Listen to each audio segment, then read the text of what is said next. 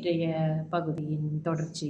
ஆண்டுக்கு ஒரு முறை அவர்கள் மறைந்த நாளையொட்டி திதி செய்வது, சிராத்தம் கொடுப்பது, இந்த மாதிரி எல்லாமே இவர்கள் சிறப்புடன் செய்யணும்.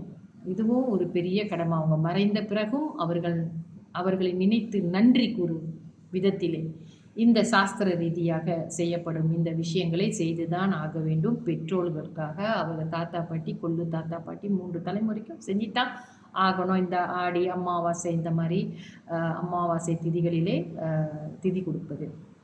பெற்றோர்கள் உயிருடன் இருக்கும் வரையில் உடன் வைத்து பராமரிக்கும் என்பது இப்போ தன் கூடியே தன் தாய் தந்தரை வைத்து பராமரிக்கணும் என்ற அந்த விஷயமே இப்போ ரொம்ப அரிதாக போயிடுச்சு.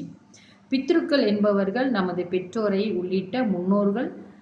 அவர்களை நன்றியுடன் ஆண்டுக்கு ஒரு முறை நினைத்து கொள்வதில் எந்த தவறும் இல்லை. இது செஞ்சால் அவங்க இறந்துட்டாங்க, அவங்களுக்கு போய் அதுக்கு சேருமா?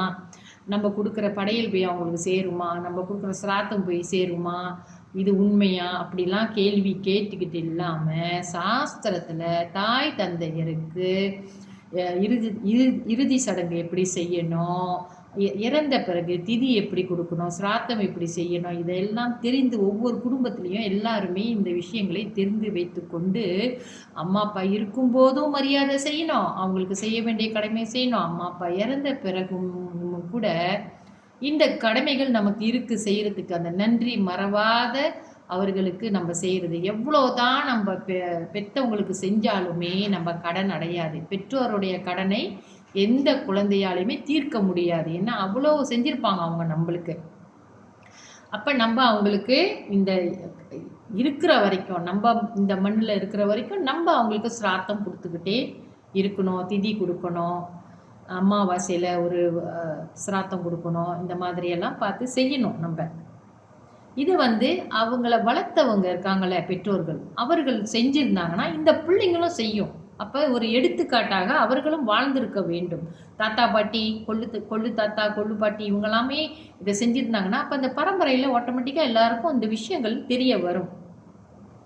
அப்படி செஞ்சுட்டு வந்தால் தான் நம்மளுடைய தலைமுறைகளும் நம்மளோட வம்சமும் அப்படியே விருத்தி ஆகிக்கிட்டே வரும். அங்கே பிறக்கிற பிள்ளைங்களும் எந்த ஒரு நோய் நொடி இல்லாமல் தீர்க்காயுளோட பிறப்பாங்க. ஆசீர்வதிக்கப்பட்ட பித்ருக்களால் ஆசீர்வதிக்கப்பட்ட குழந்தைகளாகவும் இருப்பார்கள்.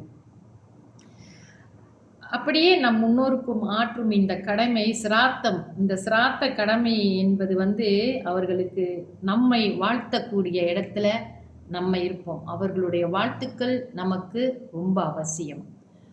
நன்றி.